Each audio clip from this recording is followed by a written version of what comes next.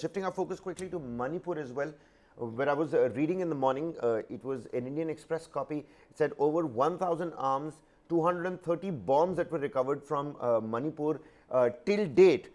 This is an official statement. Kuldiep Singh, the security advisor to the Manipur government, said 15 arms and 63 ammunition were recovered from Tengnoupal and Imphal-East districts over the last 24 hours in the state. 1,000 arms and 230 bombs recovered.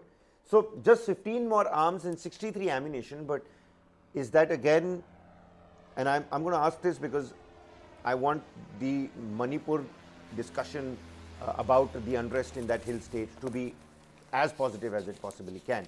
Not going to hide away from the facts, but do you think after the peace process faltered, you had the tribal bodies, the Métis, the Cookies rejecting the peace panel? This is again after a span of 24 hours and fresh violence, after another killing in Churachandpur. Again, we can see that another small step has been taken into the direction towards peace. Well, there is a small step, and when you try to bring down the number of arms that is there within the state, it has a cascading effect on the entire process. And one thing is for sure, that for the violence to continue, there was something that was feeding into it, but they have been successfully able to pull it down right now, and therefore I think it is fine. I think when it comes to getting, there should be more arms recovery, because this is just a small drop in the kind of arms that is already in circulation. But for that, there should be confidence for them to give up those arms. The Hindu, meanwhile, has given editorial on this, calling it the next step. And ethnicization and poor governance are stumbling blocks to peace in Manipur. So we were talking about how, you remember, Kabir, we were saying that, it's a 51-member committee that we are having, and in that panel, a lot of issues have already started, with some of them not being even consulted over it. And now we have a situation where we have, a lot of them having reservations on being on that panel as well. So now the Hindu has given a very interesting article on this. And it says that, more worryingly, Kuki Zoo representatives are expressly withdrawing their names as committee, included the Manipur Chief Minister N. Biren Singh, while a Métis civil society group has raked up an unwarranted generalization of the issue as one related to narco-terrorism to withdraw from the committee. The government should still not give up on persuading the prominent political and civil society representatives to talk with one another. The fact is that it requires the aegis of the union government to push the envelope on any further step on the issue. Also reveals the failure of the Biren Singh administration in retaining the confidence of all parties.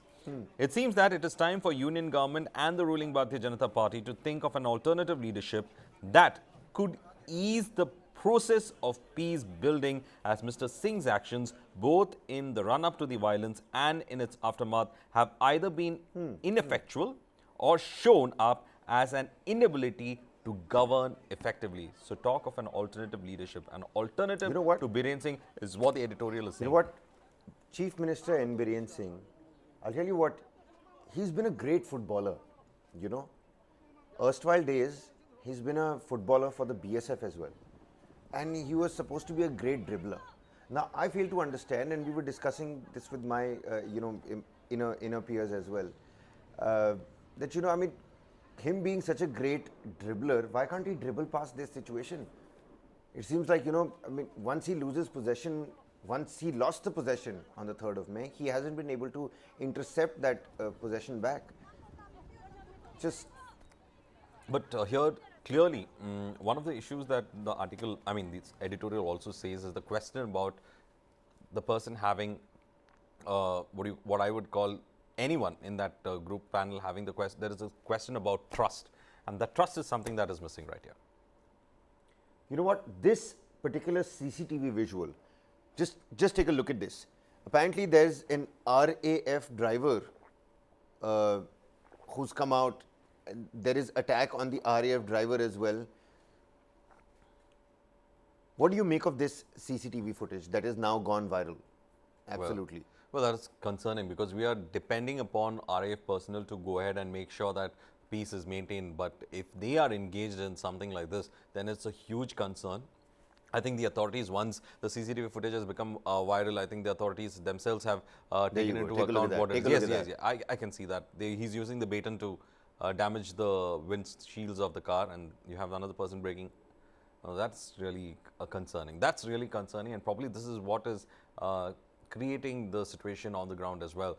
So I think it is. I mean, the very idea was to concerning. mitigate violence, right? The idea is to, in fact, vandalism. ensure that law and order. I think the authorities have seen it. They will recognize the personnel, and they will, in fact, carry on. There with is, in their fact, a reaction that issues. has come across from the DGP. Okay. We will try and get that and play it out for the viewers.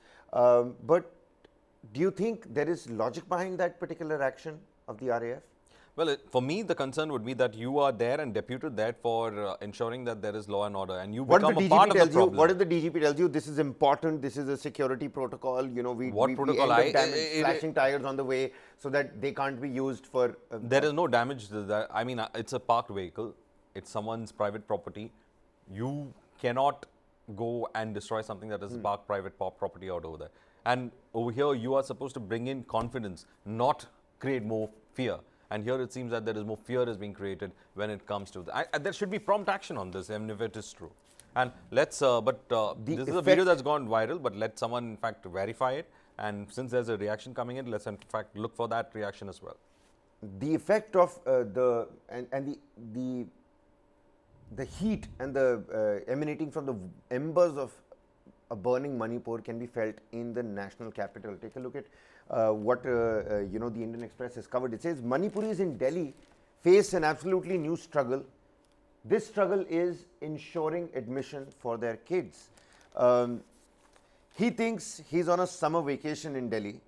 He hasn't realized Manipur is burning and his friends are scattered all over the country, said Gladys Bate, who's 27, who is from Manipur and works for an NGO in Gurgaon. This is Abhinaya Hari Govind has written this particular copy. Manipuris in Delhi face a new struggle ensuring admission for their kids. We actually we haven't really spoken about the future of Manipur.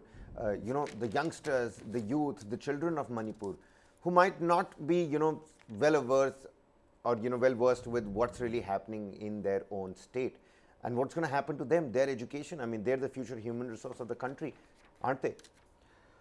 Well, this is going to be a very difficult situation when it comes to the youngsters in Manipur, Kabir. And why is it so? Because this is going to have a generational trauma for most of them. They will be told stories about this and of course the villains who are behind it and how their lives were disrupted. It is going to be a generational issue that they will have to deal with. And it will be the youngsters who would be carrying on with this legacy. So right now, it is important that peace is brought into place. There is a lot of counseling to do. There is a lot of trust to be built.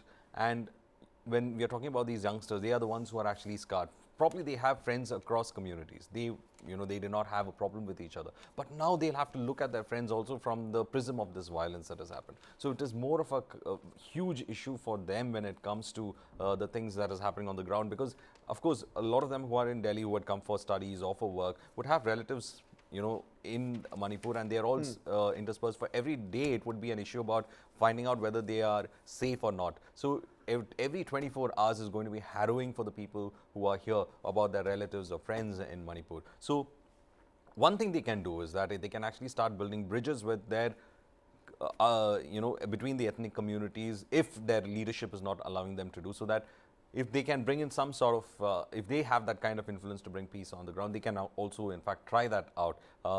Because right now, it is very tense. We have seen sporadic violence happen also. So it's going to be very difficult on the ground for them right now. Well, Kuldiep Singh, the advisor, the security advisor to the Manipur government, he's informed that a total of 1,040 arms, 13,601 rounds of ammunition, 230 bombs of different kinds have been recovered till date from the state.